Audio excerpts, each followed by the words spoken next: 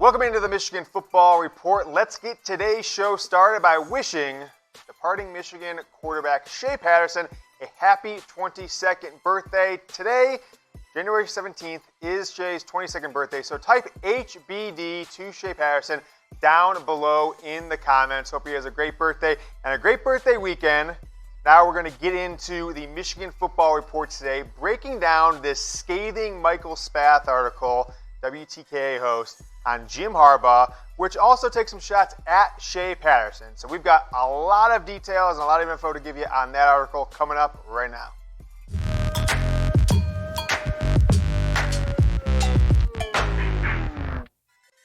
All right, so Michael Spath, former longtime Rivals guy, has had a WTKA show called Inside the Huddle, and now is at this operation called The Maven, which acts like they're Sports Illustrated, but let me just tell you that they're not Sports Illustrated. A completely different company using the SI name.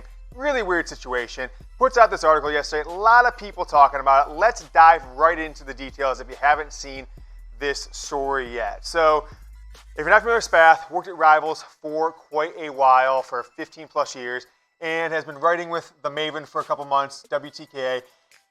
Put some words out there that said basically Jim Harbaugh's culture of his program isn't the team, isn't tough, and has a lot of me-first guys. Claims it spoke to two departing players, made it seem like one was a departing player this year, also seemed like potentially one from the Brady Hoke era as well. It wasn't super clear on that, but some of the article focused on Shea Patterson, and some potentially notably Shea Patterson's work ethic leading up to probably the 2019 season, it seemed like, but Spath left some specifics. Just to be frank, it wasn't the most well-written article I have ever read. So if you haven't read it yet, I recommend you don't, because we're going to sit here and disprove a lot of these things throughout today's show. So it talks about Jim Harbaugh's culture, but really starts off the meatiest part of it were kind of unhappy players, and some of that centered around Shea Patterson. So before we get into these different rumors and what's being put out in this article, I want to ask you this question, because they're the competition, WTKA, and I see some of you guys talking about them on Twitter and every once in a while,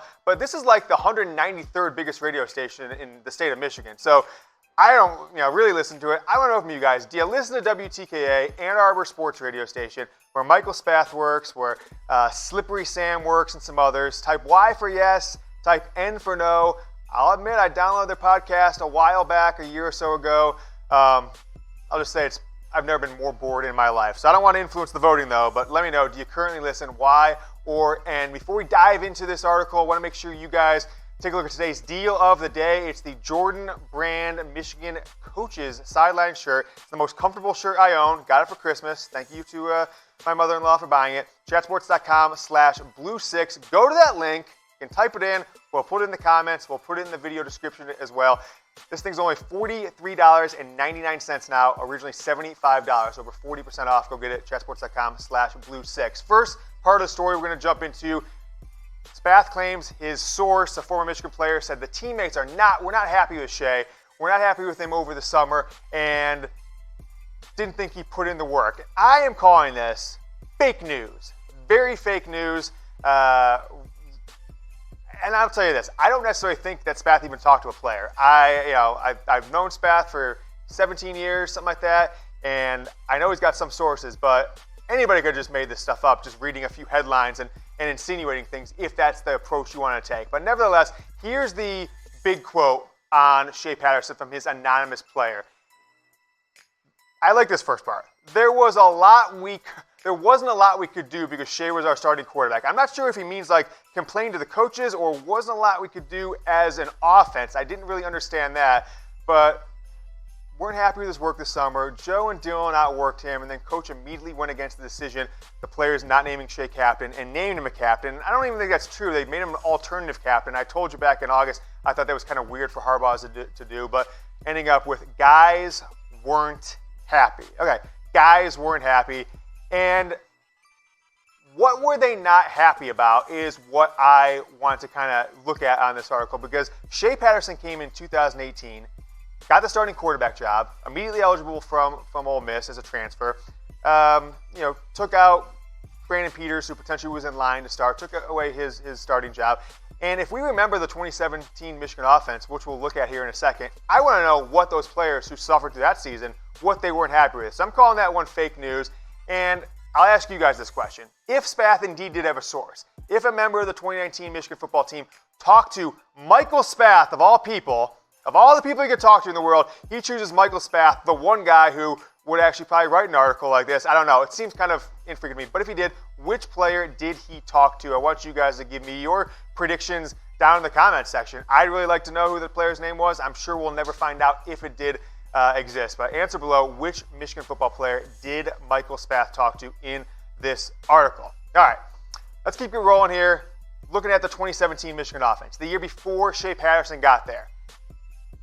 And we got here to film the show, and the producer said, can't use this graphic, James. Why not? Well, we didn't figure that we'd ever have a situation where we'd have to put 3 digits on here, so the graphics kind of spilled together. It's only made for 2 digits. So the fact that Michigan was number 105 in offense in 2017, number 111, we had to make an entirely new graphic because it was only meant for single digits, okay? And obviously the NFL, the NBA team, shows we do here at Chat Sports, they don't have more than 32 teams, whatever it is. So the fact that Michigan was 105, all-time new graphic. If you gouge your eyes out here, feel free to pause the video and go seek medical attention, because when I saw these stats, and I remember that 2018-17 season before Shea Patterson got there, I nearly poured acid on my eyes, so I never had to see again from seeing these stats. But that's 2017 Michigan offense. That's what Shea Patterson took over when he came in. When he came into Michigan in December of 17.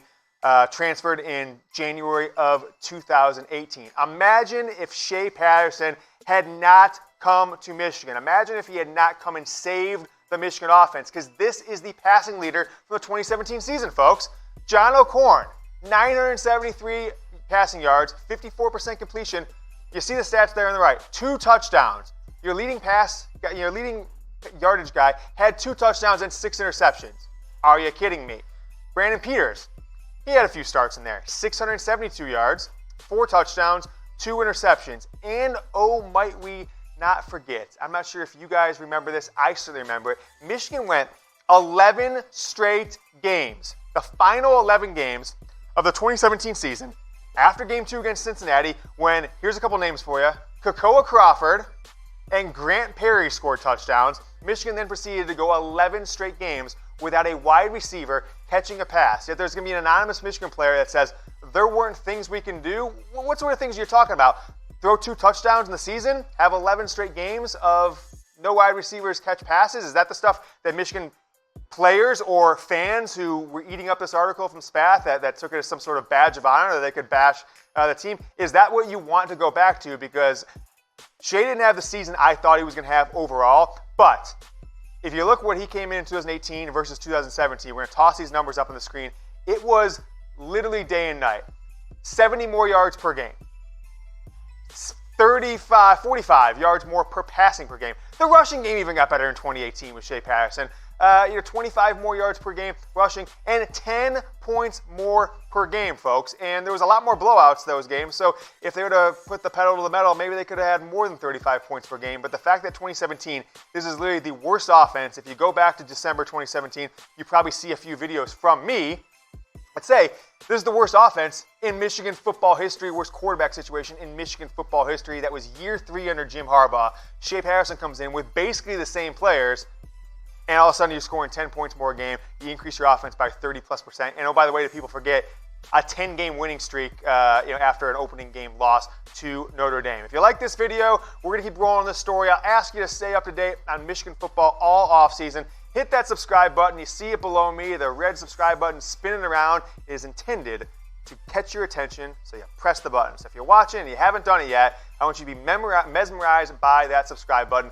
Go ahead and hit the subscribe button today surrounding the Michigan Football Report. So teammates not happy with Shea Patterson. I'm calling it fake news. We got a couple more stories that we're going to talk about regarding this Michael Spath article coming up in just a moment. But let's just take a look at Shea Patterson's recruitment and college timeline. It's been quite a wild ride for Shea Patterson. Back in the fall of 2012, he visited Michigan as a freshman in high school. Have a source that told me that They were actually interested in committing way back then, and Al Borges, Michigan's offensive coordinator at the time, didn't even give Shea Patterson the time of day. And wasn't that, with what Al Borges' career turned out, wasn't that a bad decision by him? Then, just a couple months later, commits to Arizona. Rich Rodriguez was the coach at the time. His brother ended up going to work for Rich Rod for a while there. Fast forward to spring of 2014, all of a sudden the offers come flying in the end of his sophomore year in high school. Alabama, LSU, Michigan eventually offered. Freddie Jackson went down there and offered. Shea Patterson takes another look at it, decommits from Arizona, summer of 2014.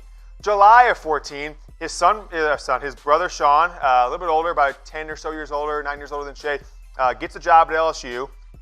A lot of people thought Shea's going to have it up at LSU. Later that year, Jim Harbaugh hired at Michigan, right? And so potentially an opportunity with Shea having a year left of high school to go, an opportunity to re-engage, potentially get him to come to Michigan as the #1 quarterback in the country. Doesn't happen. Shea commits to Ole Miss 2 weeks later, right after around signing day of his junior year. He committed to Ole Miss. And then his brother Sean goes and works there. Fast forward here to the rest of the Shea Patterson timeline right after that. So Shea commits in February. Brandon Peters commits to Michigan. Harbaugh's first big quarterback commitment 4 months after he gets the job. Shea decides to go to IMG Academy for his senior year. It's a great season at IMG with all kinds of All-American players around him. Goes to the Army All-American Bowl, where, by the way, because some of you people were mad 2 years ago that, Brandon Peters didn't get the opportunity to start and Shea stole his job and all that stuff. None of that's actually true because Brandon and Shea are actually friends. I was told they've hung out in the past few weeks, and they roomed together at the All-American game in, I believe it was San Antonio, where Shea was the game's MVP. A month later, or a couple days later actually, Shea enrolls early at Ole Miss, starts the final 3 games of his true freshman season when their starting quarterback Chad Kelly got hurt. Another fast forward to that summer, head coach Hugh Freeze gets fired. Shea plays the 2017 season, first 6 games in about a quarter and a half against LSU, the 7th game, on pace to break the SEC passing yards record for a single year in a second year player in there. And fast forward to that fall, visits Michigan December 9th. A couple days later, announces his intention to transfer to Michigan. April 28th of 2018, he is granted immediate eligibility waiver by the NCAA. Signs a contract with the Texas Rangers, which is kind of interesting. We'll talk about that and the golf saga of Shea Patterson here in just a moment. Drafted and signs a 6-year contract, actually, with the Texas Rangers. I'm not sure if most people know that. But here's where it's going to get interesting. You'll see us talk about this in a second. Voted this December, a month ago, MVP of the team by his teammates. Last year was Chase Winovich. This year, in 2019, Shea Patterson. Invited to the Senior Bowl, which is not an easy thing to get invited to. You got to be one of the 6 or 7 best quarterbacks in college football. Usually guys who are drafted from the first 3 or 4 rounds are the ones that get the Senior Bowl invite. So that was a big deal for Shea. And then just in the last couple weeks, signed with his first, signed a sports agency contract to be represented for the NFL draft with priority athletes. With that timeline of Shea Patterson, thinking about where the team was 2 years ago, I'll ask you where this team is going. Type DM, type JM. We're going to focus on this all off-season long because this is the conversation you guys want to know. Go out and type it in the comments. You might get hit with an ad break here, so type DM or JM. I'll pin that below in the comment section. All right, beat Ohio State again, all right? I've been catching you guys off guard. You thought this was all Shea Patterson. You thought this was all Michael Spath. Beat Ohio State again, 315 days, 17 hours, 38 minutes, 30 seconds till the Ohio State-Michigan game. All right, rumor number 2 on this. The second piece of this article we're going to pull apart. Shea Patterson played too much golf because Spath wants to kind of say, oh, well, Josh Gaddis said he called Shea a few times and he was on the golf course over the summer. Big deal, right? Shea Patterson got a contract the year before in 2018. I'm giving him one Harbaugh hat, right? Okay, yeah. So you play some golf. Maybe there's a little bit of truth. Maybe you played a few golf. But think about how much a round of golf takes. Is it 4 hours, 5 hours? I don't golf more. 4.5, 5 hours, right? Let's just walk through a summer of Shea Patterson last year. Up at 7:30, 8 o'clock, working out from 8:30, 8 o'clock till noon. You want to hit the golf links at 1 o'clock. It doesn't get dark till 9 o'clock. He doesn't need to have a summer job, that's for sure, nor should he.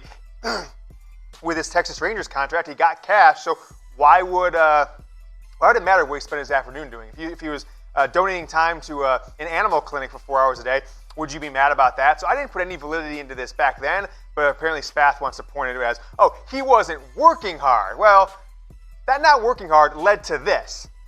the second best passing season the University of Michigan has ever seen as far as yardage is concerned. Do you guys not? Am I the only one who realizes this? Shea Patterson eclipsed Jake Rudock, who had a nice 2015. It was only, really 3 quarters away potentially of another game of taking over John Navarre as the best season in Michigan football history from a yardage perspective. Now, these numbers aren't anything to champion out there in the world of guys throwing for 4,500 yards and 5,000 yards like Joe Burrow and Dwayne Haskins last year, but if not working hard gets 3,000 yards passing in a school that had to happen twice in history, give me more not working hard, because I certainly don't want 6 interceptions and 2 touchdowns like your number 1 quarterback John O'Korn had in 2017 before Shea Patterson came. But 2018, 2019, good seasons for Shea. They certainly weren't seasons that kept him up there in the the first round of the NFL draft like some folks had him a couple of years ago. But 2,600 yards, big increase by almost 500 yards this year. Completion percentage went down. Touchdowns and interceptions were almost identical. Added 5 touchdowns on the ground, up from 2 last year. Pretty productive season. Clearly, 1 or 2 games go differently. You might look at an 11-2 season versus a 9-4 season. I think you're going to hear things all this offseason about players not showing up and players not having bought into the program. But whatever it is, those are stats the last 2 seasons. But I asked you this about Michigan's head coach Jim Harbaugh, that the other part of this article was about him and having a culture of entitlement and favoring players and all this different stuff, which like any team that loses more games than they're expected, you could literally swap out the word Jim Harbaugh with other coach or team name with other team name. So I thought it was kind of an easy sniper move by Spath to do it. But great Jim Harbaugh after 5 seasons, A, B, C, D, or F. I got to go with a B- at this point. 2 years ago, 3 years ago, maybe after 2nd year, I would have said an A or A-, but haven't hit those same heights of the 2016 season. We're close in 2018. If you guys remember, Michigan goes into Columbus, top 4 in the country for the 2nd time in 3 years in 2018. You beat Ohio State, you're potentially in the college football playoff if you take care of the Big Ten championship game. So go ahead and vote. Now, Shea played too much golf. That was one Harbaugh had. Look, people have hobbies. He doesn't have a summer job. It's literally bright, light out for 17 hours a day during the summer. So I don't think playing golf 3-4 times a week is that big of a deal. But did Jim Harbaugh play favorites? I'm giving this to 2 Harbaugh heads. And it's not because Michael Spath may or may not have a source that says that it was, but what's the problem with favorites? Why would you not favor a quarterback like Shea Patterson if you're Jim Harbaugh? Why would you not give him special treatment? Even if, whether he got it or not, I'm not going to say. I don't have that information at this time. But I do know that Jim Harbaugh did not promise Shea Patterson a starting job. I can 100% factually say that. He was not promised the starting job to come to Michigan. And you look at the quarterback he was inheriting, Jim Harbaugh, in January of 2018, December of 17, when Shea decided to commit and then come to Michigan. He played 6 full games at Ole Miss in 2017, and less than half of the game against LSU.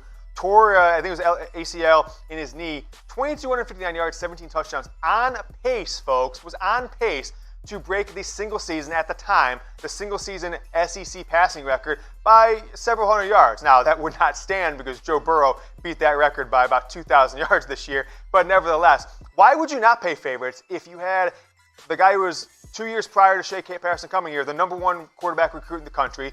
You're sitting there, you're Jim Harbaugh, and you've seen the quarterback play that we all saw on the field in 2017.